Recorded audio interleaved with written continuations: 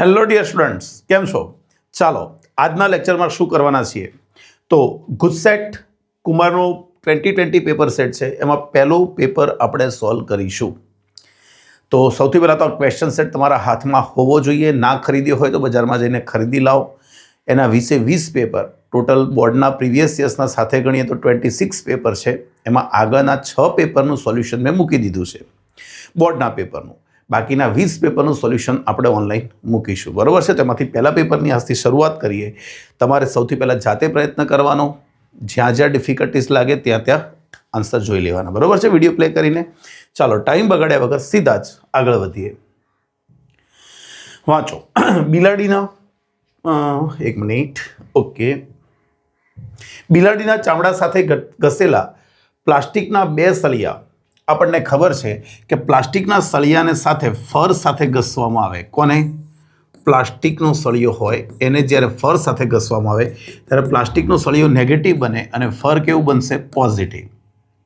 તો આવા 2 સળિયા જો આપણે એકબીજાની નજીક મૂકીશું, 2 સળિયા એકબીજાને નજીક મૂકીશું તો બંને ઋણ હશે, તો બંને એકબીજાને શું કરશે? અપાકર્ષણ કરશે. પણ આ એક ધન એક ઋણ એટલે આ બંને વચ્ચે શું થશે? આકર્ષણ થશે, ખરું? તો યાદ રાખવાનું, એકબીજાને અપાકર્ષે પણ ફરને આકર્ષે. હવે આમાં બીજી એક વસ્તુ પણ થોડીક સમજી લઈએ. માની લો કે 3 ગોળા છે, 2 ગોળા છે.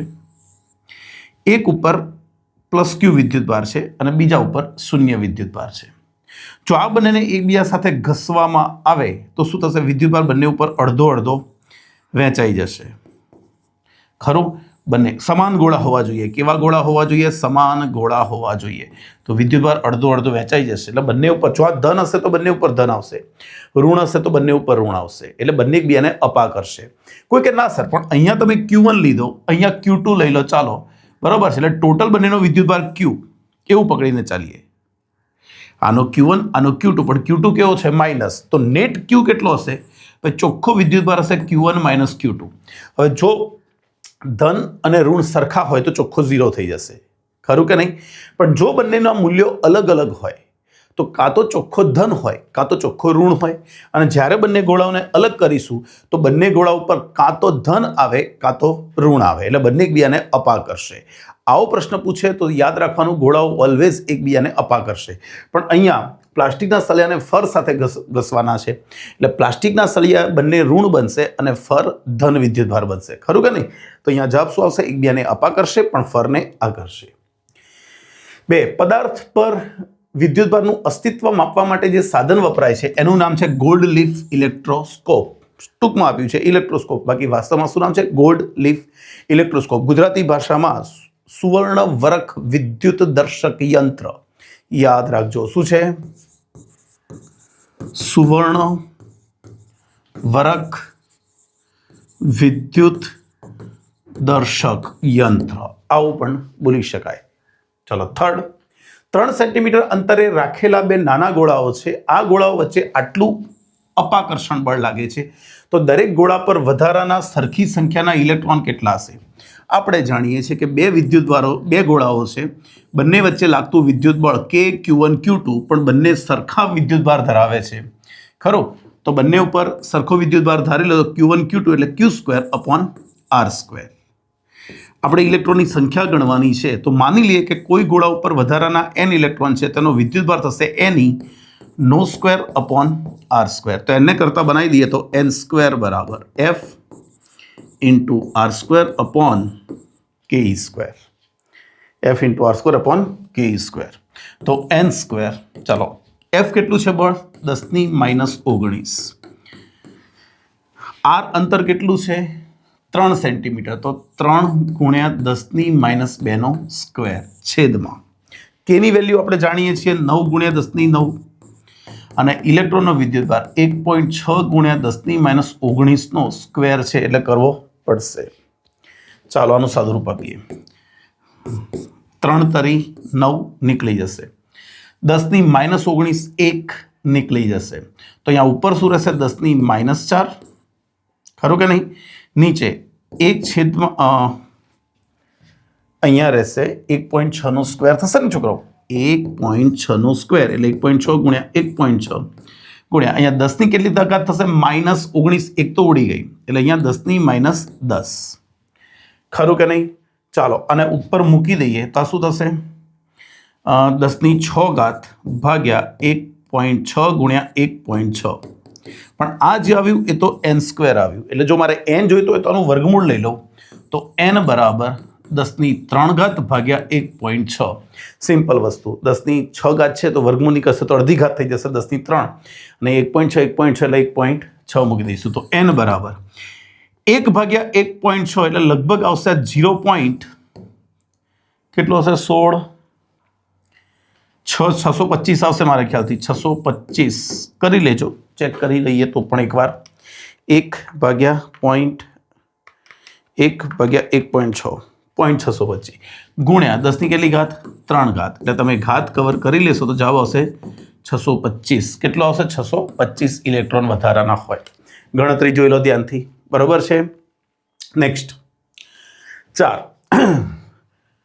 R 2R 3R ત્રિજ્યાના 3 સમકેન્દ્રીય ગોળા ઉપર વિદ્યુતભારો અનુક્રમે Q1 Q2 Q3 છે એવું જાણવા મળ્યું છે કે બહારના બધા ગોળાઓની બહારની સપાટી પર વિદ્યુતભાર ઘનતા સમાન છે ઓકે તો Q1 Q2 Q3 વિદ્યુતભારનો ગુણોત્તર થોડો અઘરો દાખલો છે આ JEE ટાઈપનો છે મારા ખ્યાલથી તો ચાલો ચેક કરી લઈએ ભાઈ 3 સમકેન્દ્રીય ગોળાઓ છે એક આ ગોળો છે જેની ત્રિજ્યા છે R બીજો એક આ ગોળો છે જેની ત્રિજ્યા આપણે કહી દઈએ 2R અને ત્રીજો એક ગોળો ધારી લઈએ આ ગોળો છે કે જેની ત્રિજ્યા છે 3R હવે આના ઉપર વિદ્યુતભાર છે +Q1 પકડીને ચાલુ છું આના ઉપર Q2 છે ચોખ્ખો નથી બોલતો આના ઉપર ચોખ્ખો વિદ્યુતભાર Q2 છે 1 મિનિટ અને આના ઉપર ચોખ્ખો કેટલો છે Q3 ધ્યાન રાખજો આના ઉપર Q1 છે આના ઉપર Q2 છે આના ઉપર Q3 છે પણ આપણને એટલી ખબર હોવી જોઈએ કે જ્યારે કેન્દ્ર ઉપર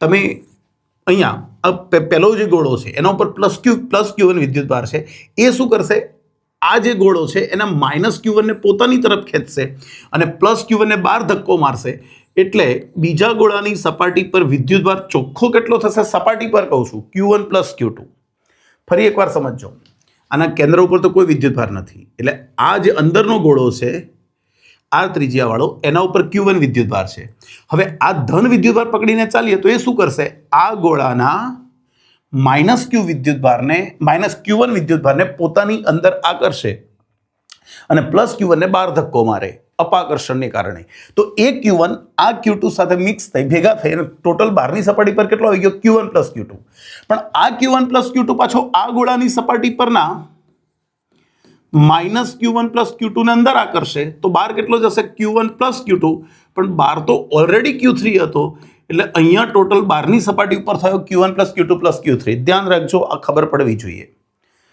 તો પહેલા ગોળા ઉપર ચોખ્ખો છે Q1 બીજા ઉપર છે Q2 ત્રીજા ઉપર છે Q3 પણ જ્યારે સમકેન્દ્રીય મૂકવામાં આવે ત્યારે પહેલા અંદર જે સ્મોલ r ત્રિજ્યાવાળો કેપિટલ R ત્રિજ્યાવાળો જે ગોળો છે એના ઉપર બહારની સપાટી પર Q1 વિદ્યુતભાર હશે પણ એના લીધે બીજા ગોળાની બહારની સપાટી પર Q1 + Q2 ઉત્પન્ન થશે અને ત્રીજા ગોળાની બહારની સપાટી પર Q1 + Q2 + Q3 થશે અને હવે ત્રણેય ઉપર વિદ્યુતભારની ઘનતા સરખી છે સરખી હોય તો હું મૂકી દઉં σ1 = σ2 = σ3 અને સિગ્માનું સૂત્ર આપણે જાણીએ છીએ કે વિદ્યુતભાર ભાગ્યા ક્ષેત્રફળ સપાટીનું અને ગોળો છે એટલે સપાટીનું ક્ષેત્રફળ 4πr² તો પહેલા ગોળા માટે કહીએ તો Q1 / 4πr². બીજા માટે કહીએ તો સપાટી ઉપરનો ચોખ્ખો વિદ્યુતભાર કેટલો Q1 + Q2 અને 4π ત્રિજ્યા કેટલી થશે એની 2r².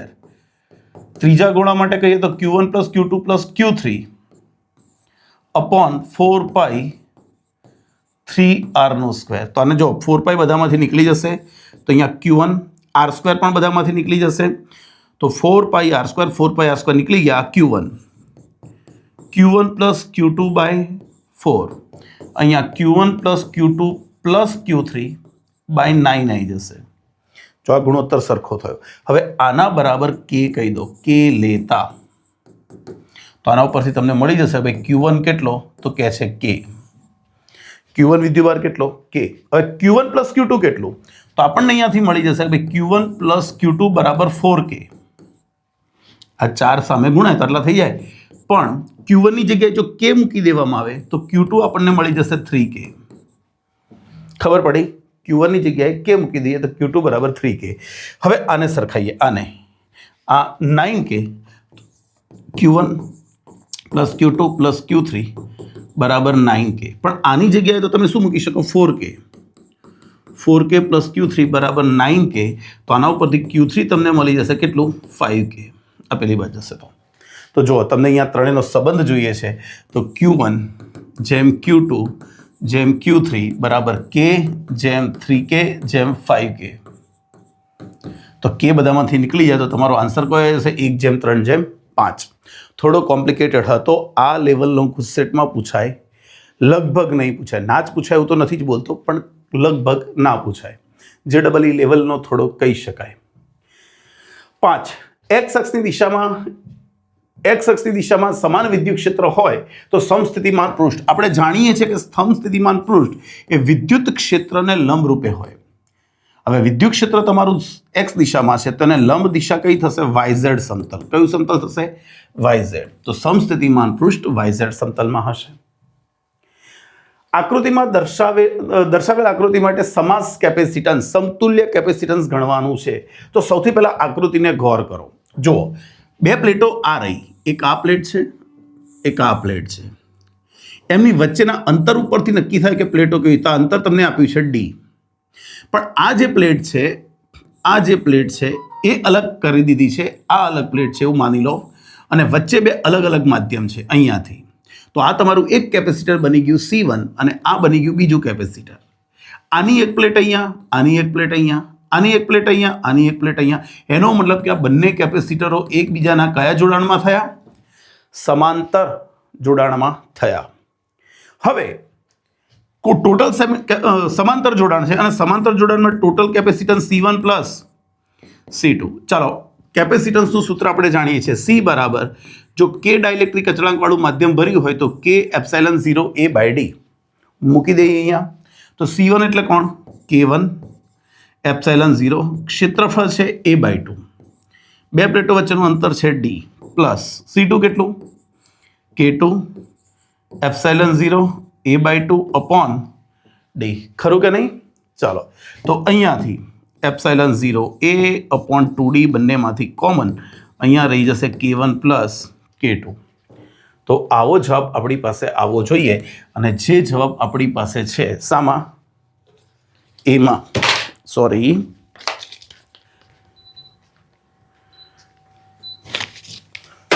ચલો ક્લિયર. નેક્સ્ટ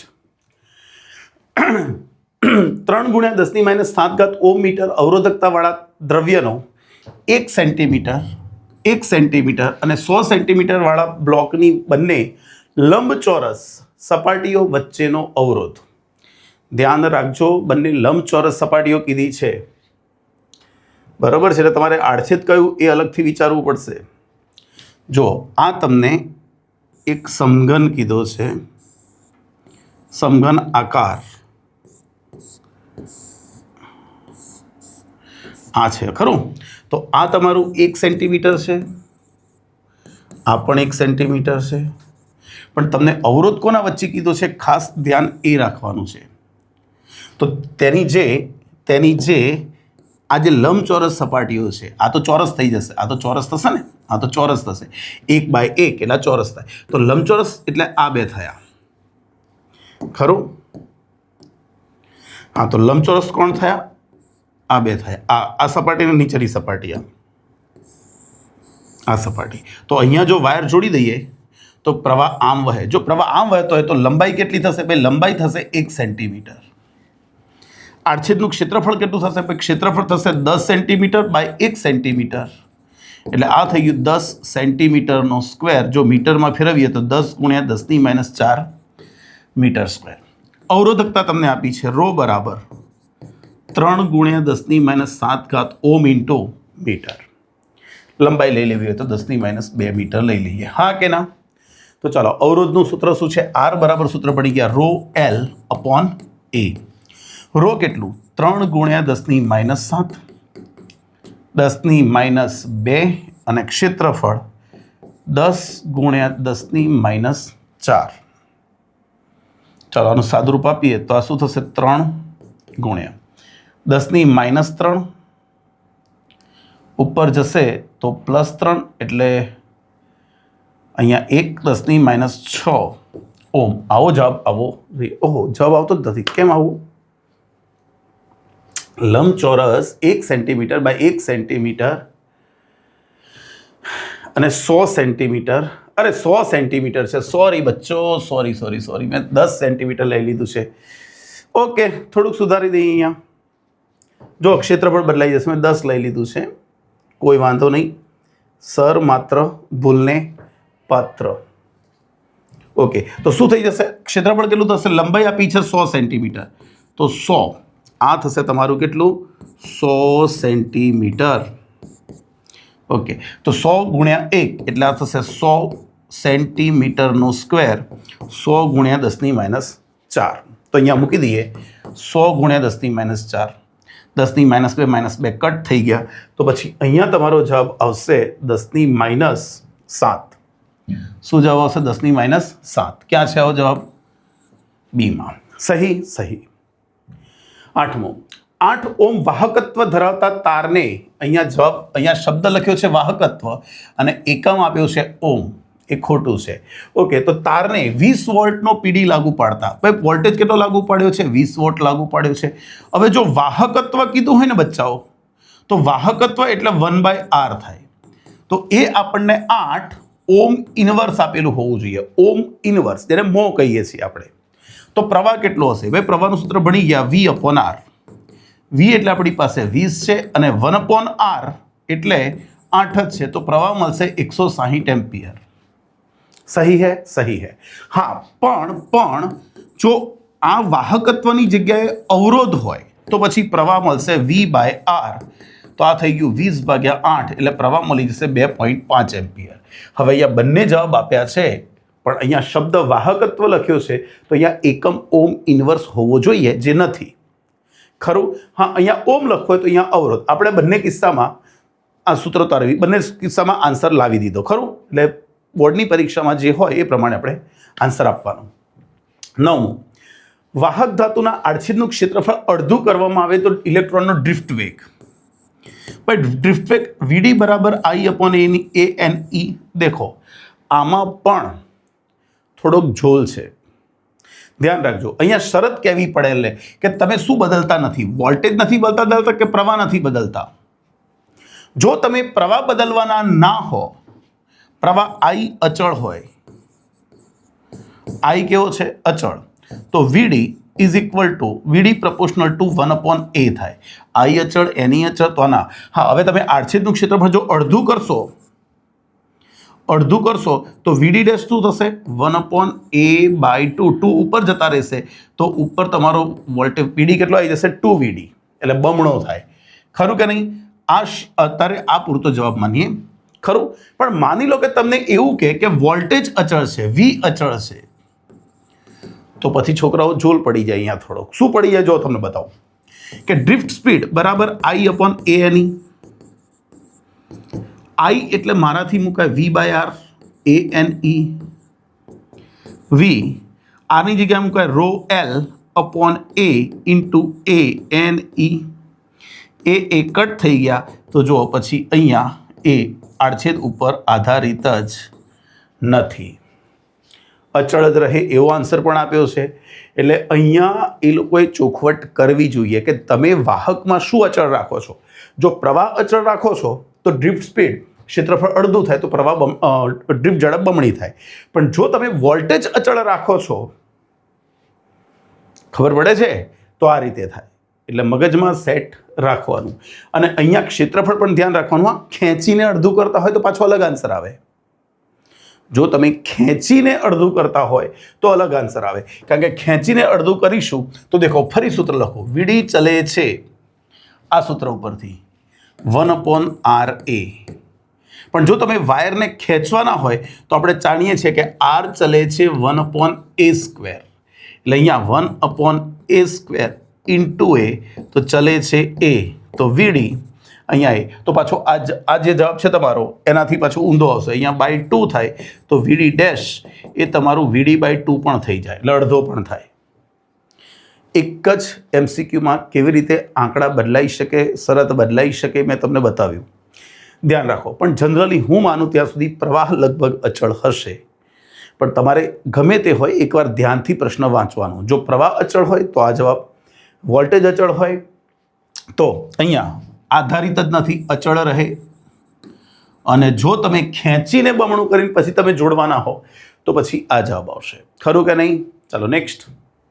10. વિદ્યુત પ્રવાહ આધારિત ગૂંચળાને નિયમિત ચુંબકીય ક્ષેત્રમાં મૂકતા સમતલમાં એવી રીતે ગોઠવાશે કે ટોર્ક 0 થવું જોઈએ. અને ટોર્ક 0 થવા માટે એમ બી સાઇન થીટા, એમની જગ્યાએ NIAB પણ મૂકી શકતા આપણે. તો આ રીતે માનીએ ચાલો. તો એનો ક્ષેત્રફળ સદિશ અને ચુંબકીય ક્ષેત્ર વચ્ચેનો ખૂણો થીટા 0 થવો જોઈએ સમતુલન સ્થિતિમાં. હવે ક્ષેત્રફળ સદિશ અને ચુંબકીય ક્ષેત્ર એના વચ્ચેનો ખૂણો જો 0 થતો હોય તો એનો મતલબ એવો થાય ક્ષેત્રફળ અને ચુંબકીય ક્ષેત્ર સદિશ એક જ દિશામાં હોય તો સમતલ કેવી રીતે હોય? સમતલ ચુંબકીય ક્ષેત્રને લંબરૂપે હોય. તો ધ્યાન રાખો, ગૂંચળું કેવી રીતે ગોઠવાશે? સમતલ, હા ગૂંચળું કીધું છે ને, તો ગૂંચળું કેવી રીતે ગોઠવાશે? એનું સમતલ ચુંબકીય ક્ષેત્રને લંબરૂપે રહે. પણ ગૂંચળું લંબ હોય તો એનું ક્ષેત્રફળ સદિશ સમાંતર રહે. એટલે તમને અહીંયા જો ટ્વિસ્ટ કરે તો આવડવું જોઈએ કે ગૂંચળું એનો ક્ષેત્રફળ સદિશ ચુંબકીય ક્ષેત્રને સમાંતર રહે તે રીતે ગોઠવાય, અને ગૂંચળું પોતે એનું સમતલ કીધું છે તો સમતલ લંબરૂપે ગોઠવાશે. ખબર પડી? આવડવું જોઈએ. 11. વિદ્યુત પ્રવાહ આધારિત નાની લૂપ નાના ચુંબક તરીકે વર્તે છે. તેનું ક્ષેત્રફળ A અને ચાક માત્રા M છે. તો તેમાંથી પસાર થતો પ્રવાહ M બરાબર નિયા, આંટા આપ્યા નથી એટલે 1 લેવાનું. તો I બરાબર શું થશે? M/A. સિમ્પલ પ્રશ્ન છે આ તો. 12. માથા પરથી પસાર થતા વીજળીના તારમાંથી 90 એમ્પિયરનો વિદ્યુત પ્રવાહ પૂર્વથી પશ્ચિમ તરફ જાય છે. બે પ્રવાહ કઈ બાજુ જાય છે? પૂર્વથી પશ્ચિમ. યાદ રાખજો, હું એક ટ્રીક શીખવાડું છું. આ તારથી 1.5 મીટર નીચે ચુંબકીય ક્ષેત્રનું મૂલ્ય કેટલું? ચાલો પહેલા ડેટા ફિક્સ કરીએ. તો પ્રવાહ આપ્યો છે 90 એમ્પિયર, ખરો.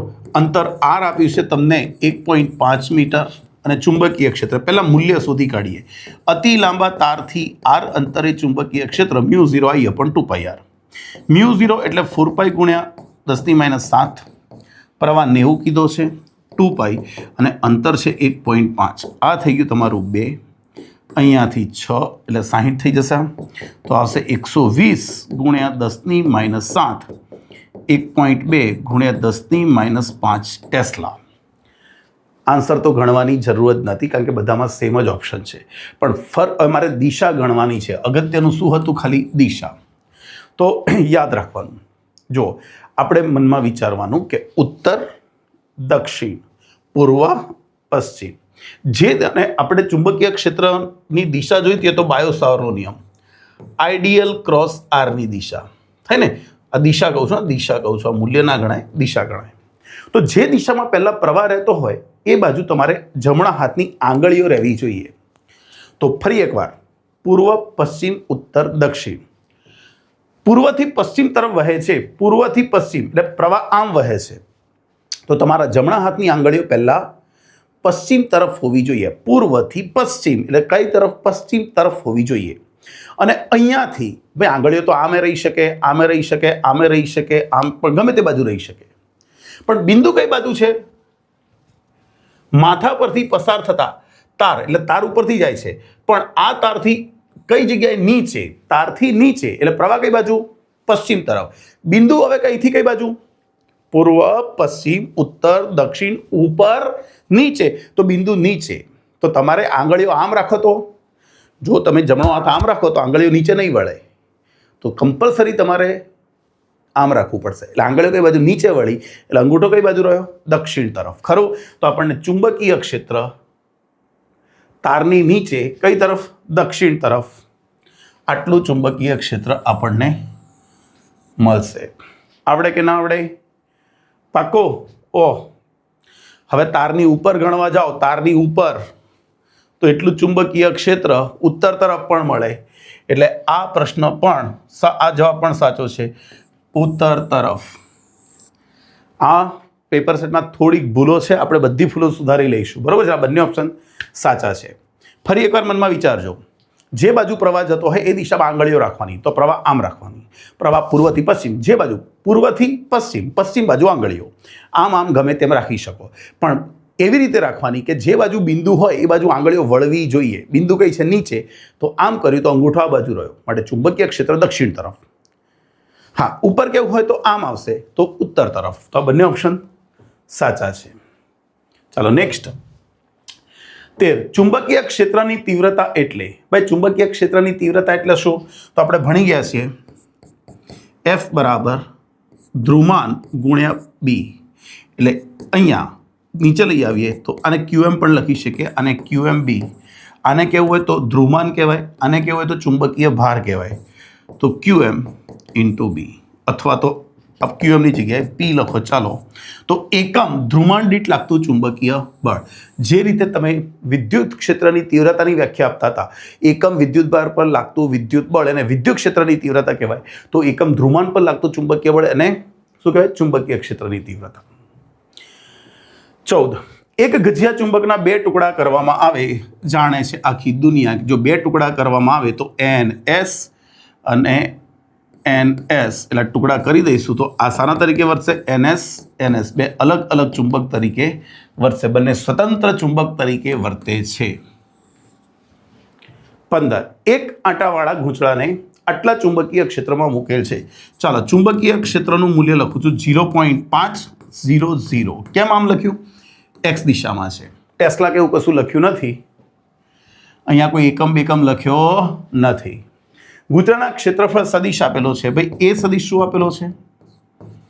30, 16, 25 ગુણ્યા 10⁻⁴ કરી દઉં, કારણ કે સેન્ટીમીટર સ્ક્વેર છે તો મેં મીટર સ્ક્વેરમાં ફેરવી કાઢ્યું. તો સંકળાયેલું ફ્લક્સ મારે ગણવાનું છે. ભાઈ ફ્લક્સ બરાબર સૂત્ર ભણી ગયા છે. B dot A. B કેટલું છે?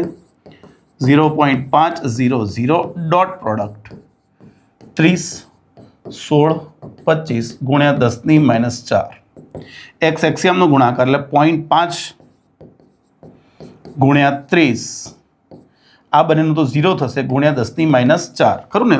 Y વાયમનો ગુણાકાર 0, Z ઝેડિયમનો ગુણાકાર 0. તો આ થશે 15 ગુણ્યા 10⁻⁴ વેબર. ક્યાં છે? 15 ગુણ્યા 10⁻⁴ વેબર. 16. સમાન આત્મપ્રેરકત્વ ધરાવતા L ધરાવતા 2 ગૂંચળાઓને સમાંતરમાં જોડતા સમતુલ્ય આત્મપ્રેરકત્વ 5 મિલી હેનરી મળે છે. તો L નું મૂલ્ય. 2 ઇન્ડક્ટરને આપણે કેવી રીતે જોડ્યા છે? સમાંતરમાં. તો આ પણ L માનીએ, આ પણ L માનીએ, અને આ બંને કોને ફોલો કરે? તો અવરોધના સમાંતર જોડાણને. તો ઇક્વિવેલન્ટ એ L/2 થાય. કેટલા થાય? L/2. પણ આ સમતુલ્ય તમને આપ્યું છે 5, તો એક કેટલાનું થશે? 10 મિલી હેનરીનું થાય. ક્યાં છે એવો આન્સર? C માં. 17. વિદ્યુત ચુંબકીય અંગે ફેરેડેના નિયમ મુજબ. ભાઈ ફેરેડેનો નિયમ આપણને શું કહે છે? કે ચુંબકીય ફ્લક્સના ફેરફારનો સમય દર એ EMF બરાબર જેટલો હોય. તો અહીંયા કયું ક્ષેત્ર દેખાય છે? ચુંબકીય ક્ષેત્ર. તો બદલાતું જતું ચુંબકીય ક્ષેત્ર વિદ્યુત ઉત્પન્ન કરે અને EMF એટલે PD, અને PD નું સૂત્ર આપણે ભણી ગયા હતા E.dl. હા કે ના? તો યાદ રાખો, બદલાતું જતું ચુંબકીય ક્ષેત્ર શું ઉત્પન્ન કરશે? વિદ્યુત ક્ષેત્ર ઉત્પન્ન કરશે. ક્યાં છે? બદલાતું જતું ચુંબકીય ક્ષેત્ર વિદ્યુત ક્ષેત્ર ઉત્પન્ન કરે છે. 18. 220 વોલ્ટ સપ્લાય માટે એક વિદ્યુત બલ્બ 100 વોટનું રેટિંગ ધરાવે છે. તો બલ્બનો અવરોધ આ તમને જે આપેલું એ કહેવાય VRMS કહેવાય. આ તમને પાવર આપેલો છે તો P બરાબર V²/R.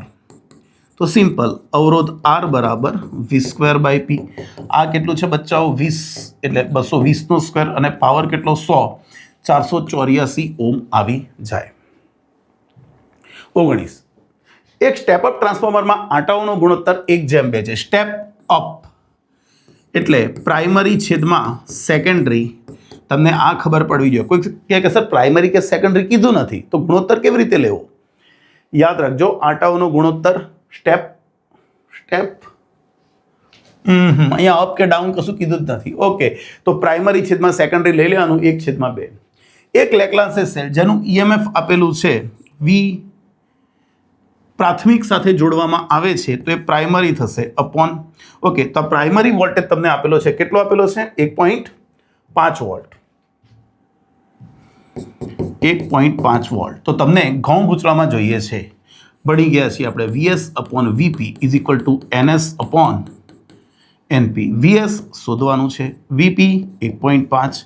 આ ગુણોત્તર 2:1, તો સામે ગુણી નાખશો તો VS તમને કેટલો મળશે? 3 વોલ્ટ જેટલો મળી જાય. ખરું? 20 વોટલેસ પ્રવાહ ખાલી જગ્યા પરિપથમાં શક્ય છે. વોટલેસ પાવરનો વ્યય ના થવો જોઈએ. ભાઈ પરિપથમાં 3 ઘટકો છે L, C, R. પાવર વ્યય જ્યારે થતો હોય પાવર વ્યય, તો પાવર કોણ વ્યય કરે? અવરોધ વ્યય કરે. તો અવરોધ હોવો જોઈએ નહીં. તો કાં તો L ચાલે, કાં તો C ચાલે, કાં તો બંને ચાલે. એટલે અહીંયા આપેલું જ છે. જો અહીંયા આ પણ શક્ય છે, આ પણ શક્ય છે. વધારે એપ્રોપ્રાઇટ લખવું હોય તો LC પરિપથ લખી શકાય, પણ અવરોધ વગરનો પરિપથ એ પણ શક્ય બની શકે. ખરું કે નહીં? ચાલો 21 વિદ્યુતચુંબકીય તરંગોનો વેગ શું છે? ભાઈ વિદ્યુતચુંબકીય એક લાક્ષણિકતા છે. વિદ્યુતચુંબકીય તરંગોનો વેગ એ E ક્રોસ B ને સમાંતર હશે. 22 એક માધ્યમમાં પ્રગામી સમતલ વિદ્યુતચુંબકીય તરંગ આપેલું છે, તો આપણે એનો વક્રીભવનાંક ગણવાનો છે. ચાલો વક્રીભવનાંકનું સૂત્ર તો હું એ જાણું છું. વક્રીભવનાંક બરાબર C/V. C એટલે મને ખબર છે 3 × 10⁸. શૂન્યાવકાશમાં પ્રકાશની ઝડપ, પણ V કોણ? માધ્યમમાં પ્રકાશની ઝડપ. ઓકે, તો આના ઉપરથી આપણને ઝડપ મળી શકે તો મળી શકશે. આ કોણ છે? ભાઈ આ જે છે એ ઓમેગા કહેવાય. x નો સહગુણક કોણ કહેવાય? K.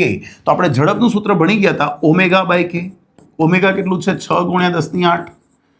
K કેટલું છે? 4. તો આ તમારું થશે 1.5 × 10⁸ મીટર પર સેકન્ડ. તો આ થઈ ગયું તમારું 1.5 × 10⁸. તો વક્રીભવનાંક કેટલો આવશે? 2. વક્રીભવનાંક કેટલો આવશે? 2 આવી જશે. ખરું? આવડવું જોઈએ. 23 40 સેન્ટીમીટર વક્રતા ત્રિજ્યા ધરાવતા અંતર્ગોળ અરીસા વડે પ્રતિબિંબ વસ્તુ કરતાં બમણું મળે છે. તો વસ્તુ અંતર ધ્યાન રાખજો. અહીંયા અંતર્ગોળ આપણે 2 વસ્તુ ચેક કરવી પડશે. અંતર્ગોળ અરીસો તમને મોટવણી કેટલી મળે છે? ભાઈ વસ્તુ કરતાં પ્રતિબિંબ બમણું છે, એટલે મોટવણી તમારી 2 પણ હોય અથવા મોટવણી -2 પણ હોય. છોકરાઓ મગજમાં વિચારજો. અંતર્ગોળ અરીસા વડે મળતું વાસ્તવિક પ્રતિબિંબ પણ વસ્તુ કરતાં મોટું હોઈ શકે અને આભાસી પ્રતિબિંબ પણ વસ્તુ કરતાં મોટું હોઈ શકે. બંનેમાં મોટવણી 1 કરતાં વધારે હોય. એટલે મને અત્યારે ખબર નથી કે પ્રતિબિંબ વાસ્તવિક છે કે આભાસી, કશું કીધું જ નથી. તો એ સંજોગોમાં આપણે 1 ને 2 લઈશું, 1 ને -2. વક્રતા ત્રિજ્યા તમને આપી છે 40 સેન્ટીમીટર, તો હું કેન્દ્ર લંબાઈ લઈ લઈશ -20 સેન્ટીમીટર. ભાઈ -20 એટલા માટે લીધું કે અંતર્ગોળ અરીસો છે, તો મારે વસ્તુ અંતર જોઈએ છે. ભાઈ મોટવણીનું સૂત્ર F/F - U = 2. ચાલો અહીંયા કેન્દ્ર લંબાઈ કેટલી? -20. F કેટલું? -20. યુની વેલ્યુ આપણે માઇનસમાં નથી મૂકતા, યુ જ રવા દો હમણાં, કે મૂકવી હોય તો મૂકી પણ શકો, પણ ચાલશે. 2. ચાલો ઉપર નીચે માઇનસ કાઢી નાખીશ. ખરું? તો 20/20 પ્લસ U = 2. અહીંયા 20 = 40 પ્લસ 2U. 2U = -20, U = -10. જો -10 વાળો આન્સર નથી. હવે બીજું ગણીએ. ચાલો અહીંયા મોટવણીનું સૂત્ર F/F - U. F કેટલું? -20. -20 - U = -2. આ નીકળી જશે તો સેમ આ જ આવશે. P 20/20 plus U = -2. ગુણી નાખો તો 20 = -40 -2U. 2U = -60, તો U બરાબર તમને મળશે -30 સેન્ટીમીટર. ખ્યાલ આવે છે? તો અહીંયા જો VU બરાબર કેટલું? -30 લીધું આપણે. માઇનસ એટલા માટે આવે કે વસ્તુ આપણે અરીસાની સામે મૂકીશું, તો આપણો આન્સર કયો આવશે? 30 સેન્ટીમીટર. તો આ તમારું વાસ્તવિક પ્રતિબિંબ થયું, પણ આભાસી પ્રતિબિંબ પણ હોઈ શકે છે. એટલે અહીંયા ચોખવટ એમણે ના કરેલી હોય તો આપણે બંને ઓપ્શન ચેક કરવાના. બની શકતું હમણાં કે અહીંયા 30ની જગ્યાએ 10 આપેલું હોત તો આપણે એ આન્સર લખતા. ખરું? યાદ રાખજો. 24 પ્રિઝમનો ક્રાંતિક કોણ 40 ડિગ્રી છે. નિર્ગમન કોણ મેળવવા કેટલો મેળવવા? ક્રાંતિ કોણ આપેલો છે. ઓકે, પ્રિઝમ કોણ કેટલો હોવો જોઈએ? ક્રાંતિ કોણ? આ તો ખતરનાક વસ્તુ કરી છે. ચાલો વિચારીએ તો પછી. ઓકે, આપણે આવું વિચારીએ કે આ પ્રિઝમ છે, અહીંયાથી એક કિરણ આપાત થાય છે. જો આ ખૂણો કેટલો હશે? I. અહીંયાથી કિરણ આમ ગયું તો આ થશે R1, અને અહીંયાથી આ કિરણ તમારે નિર્ગમન કિરણ મેળવવું છે, નિર્ગમન કિરણ મેળવવું છે એટલે અહીંયાથી કિરણ નીકળવું જોઈએ, અહીંયા પૂર્ણાંતરિક પરાવર્તન ના થવું જોઈએ. ઓકે, તો આ ખૂણો કેટલો? ચલો માની લે કે કિરણ સમાંતર આવે છે તો આ ક્રાંતિકોણ જેટલું હશે અને ક્રાંતિકોણ તમને આપેલો છે 40 ડિગ્રી. કેટલો આપેલો છે? 40 ડિગ્રી આપેલો છે. આપેલો છે 40 ડિગ્રી. હા કે ના? હવે પ્રિઝમ કોણ કેટલો હોવો જોઈએ?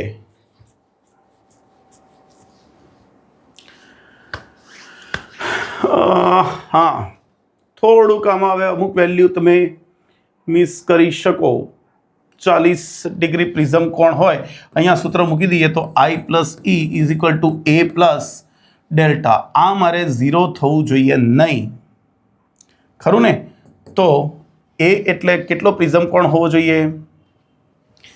અહીંયા થોડોક ટ્વિસ્ટ નથી લાગતો બચ્ચાઓ? કંઈક તો લોચો લાગે છે કે નહીં? એકવાર ચેક કરી લઈએ. પ્રિઝમનો ક્રાંતિકોણ આપણને આપેલો છે તો આ 40 ડિગ્રી થઈ જશે. નિર્ગમન કિરણ મેળવવું છે, આ બાજુ કિરણ નીકળવું જોઈએ. જો નીકળવું જોઈએ તો આ ખૂણો 40 ડિગ્રી કરતાં નાનો હોવો જોઈએ, ખરું ને? 40 ડિગ્રી કરતાં મોટો હશે તો પૂર્ણાંતરિક પરાવર્તન થઈ જશે, એટલે અહીંયા 40 ડિગ્રી કરતાં નાનો હોવો જોઈએ. તો અહીંયા R1 + R2 = A. તો આ ખૂણો તમારો R1 + 40 હોવો જોઈએ. તો પ્રિઝમ કોણ કેટલો રાખવો જોઈએ એ તો તમારે R1 ની વેલ્યુ પર આધાર રાખે. પણ ઊભા રહેજો, અહીંયા કંઈક જુગાડ કરી. કેટલા કોણે આપાત થાય છે એવું પણ શબ્દ વાપર્યો નથી. તો અહીંયા N1 sin I = N2 sin R1. અહીંયાથી તમને પ્રિઝમનો વક્રીભવનાંક મળી જશે. sin 40 degree = 1/n. હવે 40 ડિગ્રીની વેલ્યુ આપણે ક્યાં જોવા જઈશું? કહો અહીંયા n = sin 40 ડિગ્રી થશે આ પ્રિઝમની વેલ્યુ. ઓકે છોકરાઓ, તો અહીંયા તો બીજું તો શું મૂકી શકીએ? આ નહીં થાય યાર, આમાં અંદાજો મારો મુશ્કેલ બની જશે. અહીંયા 40 ડિગ્રીની વેલ્યુ જોવી પડશે. તમે આ બારનું માધ્યમ 1 લઈ લેશો. અહીંયા આપાત કોણ કેટલો? વધુમાં વધુ ચાલો 90 ડિગ્રી રાખીએ છીએ. કેટલો વધુમાં વધુ? 90 ડિગ્રી રાખીએ છીએ, ખરું કે નહીં? કારણ કે આ જેટલો નાનો થશે આ એટલો મોટો થશે, કારણ કે બંનેનો સરવાળો તો પ્રિઝમ કોણ જેટલો જ થાય. તો તમે જેટલો આ નાનો રાખશો એટલો આ મોટો થશે, બરાબર? તો અહીંયા I તમારે N2 કેટલો છે? તો 1/sin 40. અહીંયા sin R1 એ તમારો થશે A - 40. એ રીતે તમારે ગણવું પડશે. તો આ થોડો કોમ્પ્લિકેટેડ થવાની શક્યતા છે. આ તમારો થશે, અરે સોરી, આ તમારો થશે 60. અરે પ્રિઝમ કોણ માઇનસ R2 એવું થશે ને? આ કેટલો થશે? પ્રિઝમ કોણ કેટલો તમારો? A માઇનસ કેટલો? 40 ડિગ્રી. આ તમારો R1 થશે. અહીંયા મૂકશો તો R1 ને કરતા બનાવતા. હવે આનું સાદુરૂપ આપવાનું તમારે મેક્સિમમ 90 એઝ્યુમ કરીને, આને તમે 90 એઝ્યુમ કરીને લાવી શકો ખરા? ચાલો હું આને 90 લઈ જ લઉં. ચાલો તો જોઈએ હવે. તો અહીંયા મેક્સિમમ કેટલો હોઈ શકે એપ્રોક્સિમેટલી? ચાલો 90 લઈ લઈએ આપણે. તો sin 90 એટલે 1 થઈ જશે, બરાબર? 1/sin 40 * sin A - 40. અને સામે લઈ લો તો sin 40 degree = sin A - 40 degree. ખૂણા સરખાઈ દેશો તો sin 40 = A - 40 degree. A = 80 degree. આવો જવાબ આવે ખરો? એટલે આ 80 કરતાં તો નાનો હોવો જોઈએ. તેવા તો બે ઓપ્શન છે તમારી પાસે. આ પણ આવી શકે, આ પણ આવી શકે, આ પણ જસ્ટ આવી શકે, ખરું? એટલે અહીંયા થોડોક MCQમાં ભૂલ છે. કંઈક લઘુત્તમ મહત્તમ એવા શબ્દો વાપરવા જોઈએ તો જ આન્સર આવી શકે છે. ચાલો આગળ વધો. આવા ક્વેશ્ચન બોર્ડમાં પૂછવાની કોઈ શક્યતા જ નથી ગુજસેટમાં. એક ટાંકીને 12.5 સેન્ટીમીટરની ઊંચાઈ સુધી પાણીથી ભરવામાં આવે છે. ટાંકીના તળિયે રહેલી સોયની આભાસી ઊંડાઈ માઇક્રોસ્કોપ વડે માપતા 9.4 સેન્ટીમીટર મળે છે. તો પાણીનો વક્રીભવનાંક, ટાંકી હતી આપણી પાસે, એ ભરેલી હતી ક્યાં ઊંચાઈ સુધી? 12.5. તો HO તમારી વાસ્તવિક ઊંડાઈ થઈ ગઈ 12.5 સેન્ટીમીટર. પણ તમે એની આભાસી ઊંડાઈ જ્યારે માપી ત્યારે તળિયું અહીંયા દેખાયું, જે તમને દેખાય છે કેટલું? 9.4 સેન્ટીમીટર. તો આ તમારું HO થયું ને આ તમારું HI. તો આપણે ભણી ગયા વક્રીભવનાંક બરાબર અથવા સૂત્ર ચાલો આખું જ લખીએ. તો આપણે શું સૂત્ર ભણી ગયા હતા? HI/HO ક્યાંથી જોવો છો? એરમાંથી. ક્યાં જોવો છો? વોટરમાં. આ કેટલું છે? HI 9.4. આ કેટલું છે? 12. એકના હવાનો વક્રીભવાંક 1 અને પાણીનો n લઈ લો તો n બરાબર આવી જશે 12/9.4. આ આપણે કેલ્ક્યુલેટરથી કરવું પડશે.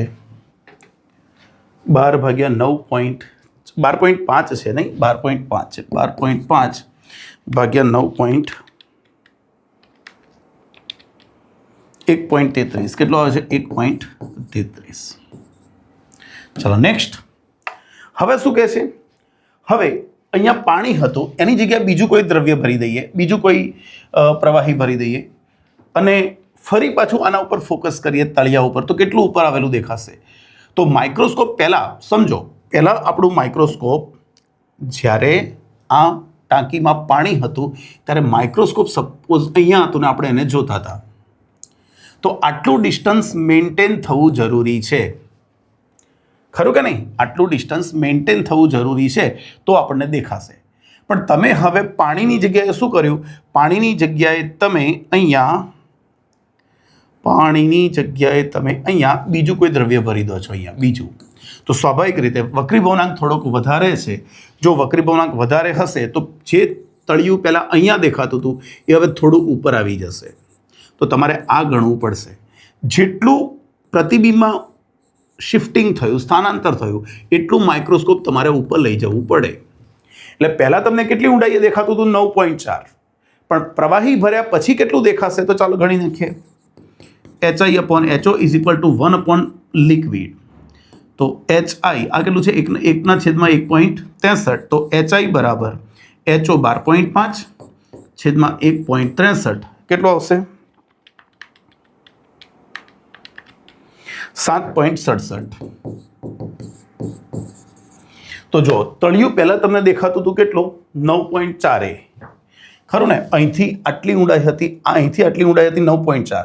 હવે તમને દેખાવાની છે 7.67. માટે જે શિફ્ટિંગ થયું, શિફ્ટિંગ એ 9.4 માઇનસ 7.7 કહી દઈએ ચાલો ને. 7.7 1.7 વાળો જવાબ આવશે. તો કયો જવાબ આવશે? આ રહ્યો આપણો જવાબ. આવડશે? ટેક્સ્ટબુકનો ન્યુમેરિકલ જ છે.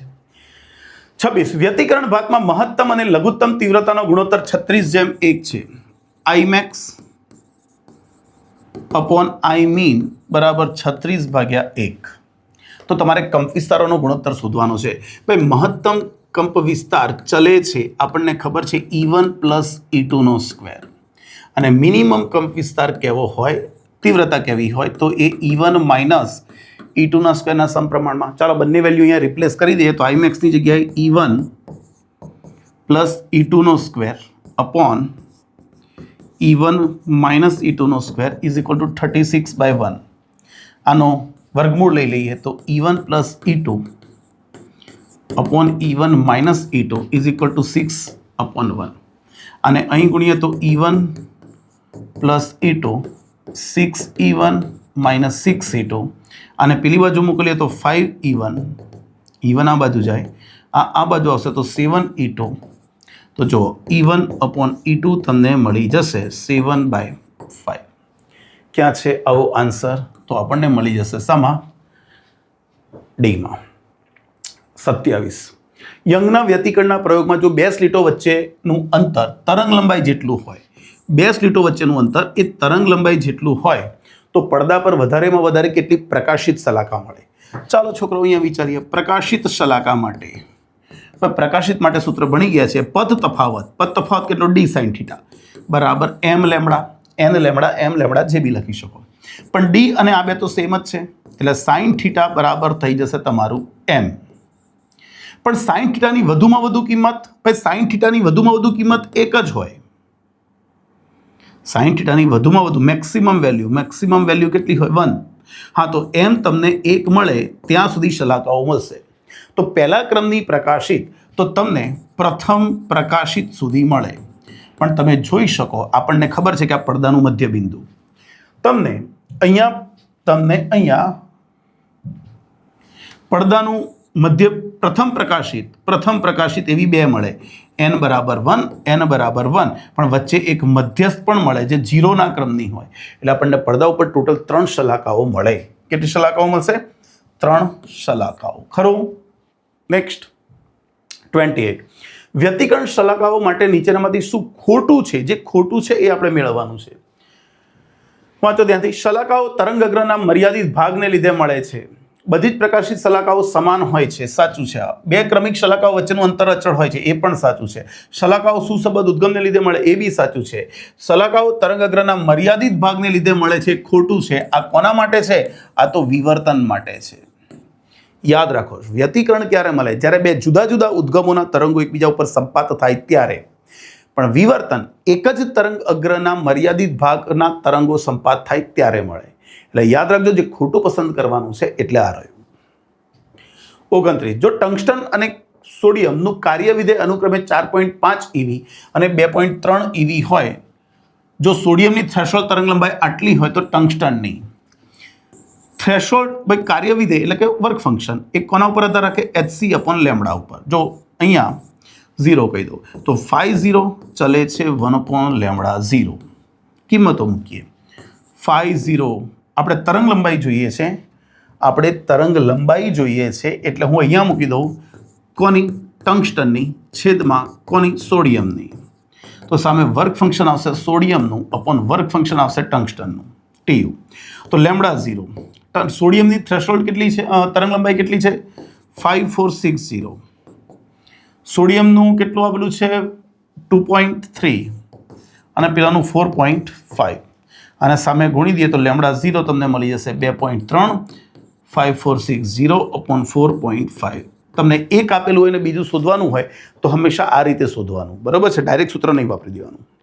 2.3 ગુણ્યા 5460 ડિવાઇડેડ બાય 4.5 કેટલું આવ્યું? 2790. એટલે ઓકે, આપણી પાસે આન્સર આવી જશે B. ગણી નાખજો, આવી જશે. 30. જો લક્ષ્ય દ્રવ્યનું કાર્ય વિધેય 1.24 EV છે. કાર્ય વિધેય એટલે કે વર્ક ફંક્શન કેટલું આપેલું છે? 1.24 EV. આપાત પ્રકાશની તરંગ લંબાઈ લેમ્બડા આપી છે, કેટલી છે? 436 નેનોમીટર. 4.36 ગુણ્યા 10⁻⁷ મીટર.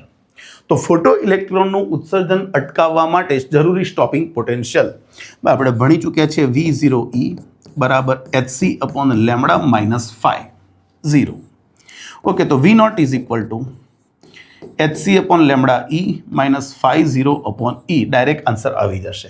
ચાલો, h ની વેલ્યુ 6.625 કશું નથી કીધું એટલે આ લઈ. ઓકે, hc આપેલો જ છે. સોરી hc આપેલો છે તો જે આપેલો હોય એ લેવો પડે. 1240 ખરું? નેનોમીટર છે એટલે 10⁻⁹ છે ને? E ઉડી જશે. EV અપોન લેમ્બડા કેટલો છે? 4.36 ગુણ્યા 10⁻⁷ માઇનસ આ તમને આપ્યું છે 1.24 EV અપોન E. જોજો આ ભૂલ ના થાય. તો અહીંયા E ગયા, અહીંયા E અને આ E રહી ગયો, એ ગયા. તો અહીંયા સૂત્ર શું થશે? ચાલો વિચારીએ. આ ઉપર જશે તો -2 12.4/4 થશે ને? 12.4/4. ઓકે, 3.1 થયા. અને 3.1 માઇનસ 1.24 કેટલું આવશે? 3.1 માઇનસ 1.24 1.86 એવો જવાબ આવે છે. ઓહો, ક્યા Baat. h 1240 EV nanometre. 10⁻⁹ EV. અહીંયા 4.36 છે, મેં અહીંયા 4 કર્યા. ઓકે, સોરી, મારથી ભૂલથી થઈ થોડી. મેં અહીંયા ભૂલ કરી, મેં ભાગ્યા 4 જ કર્યા. 12.4/4.36 કેટલા આવે છે? 2.68 આવે છે. કેટલા આવે છે? 2.68 આવે છે. -1.24. ઓકે, હવે કરી નાખીએ તો 2.68 માઇનસ 1.24 1.44. અરે હજુ પણ જવાબ નથી આવતો બચ્ચો, ક્યા હાલ હે? ફરી એકવાર ધ્યાનથી જુઓ. E ગયા, આ ઉપર જશે તો -2 એટલે 12.4 રહેશે ભાગ્યા 4. 12.4 ભાગ્યા 4.36 2.84 આવે છે આ તો ફરી એકવાર ચેક કરવા દો ભાઈ, કંઈક લોચો થાય છે મારે કેલ્ક્યુલેટરમાં. ભાગ્યા 4.36 2.84 આવે છે. અહીંયા 2.84 આવે છે. 2.84 એટલે 1.6 થઈ જશે. ઓકે ચાલો બરાબર. પણ અહીંયા કિંમત મૂકતી વખતે ધ્યાન રાખવાનું, EV નેનોમીટર છે એટલે નેનો એટલે 10⁻9, EV એટલે E જ રાખજો કારણ કે નીચે પણ E છે એટલે નીકળી જશે. નેક્સ્ટ 31. લેઝર વડે 6×1014 આવૃત્તિનો એકરંગી પ્રકાશાપાત થાય છે. આ છે આવૃત્તિ. ઉત્સર્જાયેલ પાવર આટલો છે તો ફોટોનની ઉર્જા કેટલી? ભાઈ ફોટોનની ઉર્જા ગણવાની હોય તો આનું કોઈ કામ નથી, આવૃત્તિનું જ કામ છે. ફોટોનની ઉર્જા બરાબર h ન્યુ. h 6.625 into 10⁻−34. આવૃત્તિ તમને આપી છે 6×1014. 36 એટલે લગભગ 39.8ની સમથિંગ આવશે, ગુણ્યા 10⁻20 3.98 × 10⁻19 આવી જશે. એક પોઈન્ટ કવર કરી લેજો એટલે આવી જશે બી આન્સર. 32. હાઇડ્રોજન પરમાણુમાં nમી કક્ષામાં ઇલેક્ટ્રોનનો કોણીય વેગ એટલે ઓમેગા કોના સમપ્રમાણમાં છે? યાદ રાખજો, હાઇડ્રોજન પરમાણુમાં આપણે આવું ભણી ગયા, mvr ચલે છે. એક સૂત્ર જ મૂકી દઉં, તમને ખબર પડે. NH બરાબર NH/2π. તો મારથી એવું કહેવાય કે VR ચલે છે n, અને આપણને વસ્તુ પણ ખબર છે R ચલે છે n². પણ વીની જગ્યાએ મુકાય R ઓમેગા ઇન્ટુ R એટલે ઓમેગા થઈ જશે અપોન n. તો ઓમેગા ચલે છે n/r². n r² એટલે આનો સ્ક્વેર એટલે n ની 4 ઘાત, તો ચલે છે 1/n³. તો ક્યાં આવી ગયો આન્સર? આપણો આન્સર આવી જશે ડીમાં. 33. હાઇડ્રોજન પરમાણુમાં ઇલેક્ટ્રોનની સ્થિતિ ઉર્જા આટલી છે તો ગતિ ઉર્જા કેટલી? બધી ઉર્જાઓ વચ્ચેનો સંબંધ આપણે ભણેલા છે. E બરાબર -k બરાબર U/2. તો અહીંયા મારે આ બંને વચ્ચેનો સંબંધ મેળવવાનો છે, તો ગતિ ઉર્જા શું થશે? -U/2. સ્થિતિ ઉર્જા તમને આપી છે આટલી, E²/4πε0r, પણ માઇનસમાં છે અપોન 2 અપોન કેટલું આવશે? 2. ચાલો કાઢી લો, તો આન્સર શું આવશે? 8πε0r વાળો. 34. હાઇડ્રોજન પરમાણુમાં તેની આયનીકરણ કરવા 13.6 ઉર્જાની જરૂર પડે છે. તો બીજી કક્ષામાંથી ઇલેક્ટ્રોનને ઉત્સર્જિત કરવા માટે જરૂરી ઉર્જા, ઇલેક્ટ્રોનને બહાર ફેંકી દેવો હોય તો જે કક્ષામાં જેટલી ઉર્જા હોય, બંધન ઉર્જા હોય, એટલી ઉર્જા આપવી પડે. તો બીજી કક્ષા કીધી છે એટલે તમે અહીંયા 2² મૂકી દેશો તો આન્સર શું મળી જશે? 3.4. 35. ન્યુક્લિયસની સરેરાશ ત્રિજ્યા પરમાણુ દળાંકના, સૂત્ર શું બની ગયા છે? R બરાબર R0a⁻1/3. તો ત્રિજ્યા એના પરમાણુ દળાંકના ઘનમૂળના કયા પ્રમાણમાં હોય છે? સમપ્રમાણમાં હોય છે. 36. હાઇડ્રોજનના ન્યુક્લિયસની બંધન ઉર્જા કેટલી હોય છે?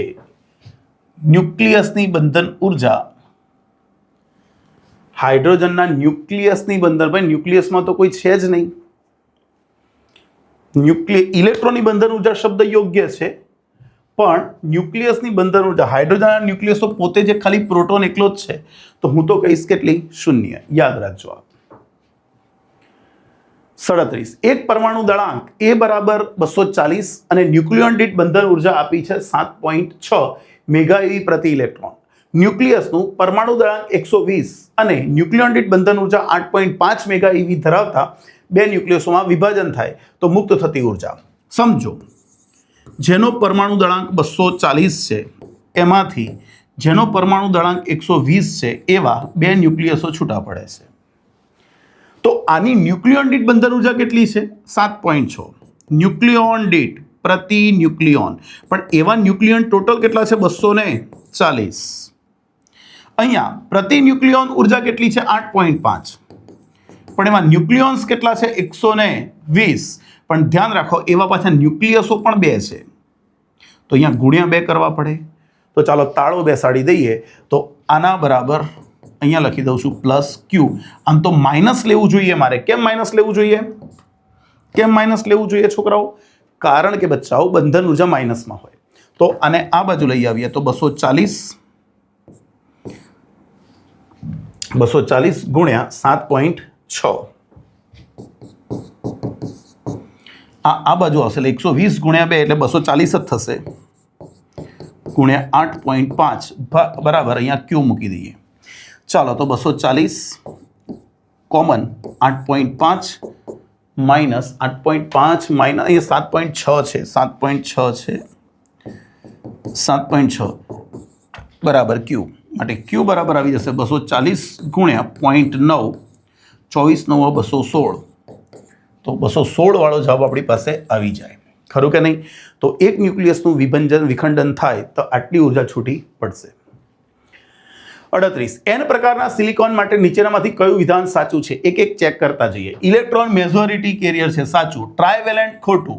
એન પ્રકારનું હોય તો પેન્ટાવેલેન્ટ ઇમ્પ્યુરિટી હોય, બરોબર છે. ઇલેક્ટ્રોન માઇનોરિટી છે તો અહીંયાથી જ ખોટું, કારણ કે ઇલેક્ટ્રોન તો મેજોરિટી છે. હોલ્સ માઇનોરિટી છે, સાચું. પેન્ટાવેલેન્ટ ડોપન્ટ્સ છે, બંને વિધાન સાચા છે. માટે એન પ્રકારના અર્ધવાહક માટે આ સાચું બની જાય. 39 એન પ્રકારનો અર્ધવાહક શું ઉમેરવાથી મળે? એન પ્રકારનો અર્ધવાહક પેન્ટાવેલેન્ટ અશુદ્ધિ ઉમેરવાથી મળે.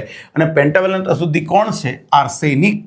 આ બધી +3 છે, આ +5 છે, આ +3 ઇન્ડિયમ એલ્યુમિનિયમ આ બધા +3 છે, એટલે આપણને આર્સેનિક ઉમેરવાથી એન પ્રકારનો મળે. 40 પીએન જંક્શનમાં મુક્ત ઇલેક્ટ્રોન અને હોલ સિવાયનો વિસ્તાર, જેને આપણે ડેપ્લેશન વિસ્તાર કહીએ છીએ, ખરું? કારણ કે ડેપ્લેશન વિસ્તારમાં ઇલેક્ટ્રોન કે હોલ નથી હોતા, ત્યાં કોણ હોય છે? આયનો હોય છે, જડિત આયનો. પેન્ટાવેલેન્ટ ઇમ્પ્યુરિટી ગુમાવેલો ઇલેક્ટ્રોન એટલે પેન્ટાવેલેન્ટ જે ડોપન્ટ્સ હતા એ શું બની જશે? પોઝિટિવ આયન, ધન આયનો બની જશે. અને જે ટ્રાયવેલેન્ટ હતા એમણે ઇલેક્ટ્રોન મેળવ્યો એટલે એ નેગેટિવ આયન્સ બની જશે. અને લેટાઇસ પોઈન્ટ પર ગોઠવાયેલા હોવાથી એ જડિત હશે એટલે આપણને ત્યાં જડિત આયનો મળે. ત્યાં મુક્ત ઇલેક્ટ્રોન હોલ સિવાયનો વિસ્તાર કીધો છે, ખરું? ચાલો નેક્સ્ટ. ઓકે, 40 ખતમ થઈ ગયા એટલે રિવાઇઝ અગેન. ક્લિયર? તો આપણે પેપર 1 સોલ્વ કર્યું, થોડીક ભૂલો હતી, આપણે ભૂલો સોલ્વ કરવું, ભૂલો દૂર કરવી એ આપણો એમ હોવો જોઈએ. ભૂલો નહીં કાઢવાની કે ભાઈ આ પેપરમાં તો આટલી ભૂલો છે, આટલી ભૂલો છે, ના. ભૂલો દૂર કરવી એ આપણો ગોલ હોવો જોઈએ. ચાલો નેક્સ્ટ લેક્ચરમાં પેપર 2 લઈને આવીશું. ત્યાં સુધી રિવિઝન કરતા રહેજો, વાંચતા રહેજો.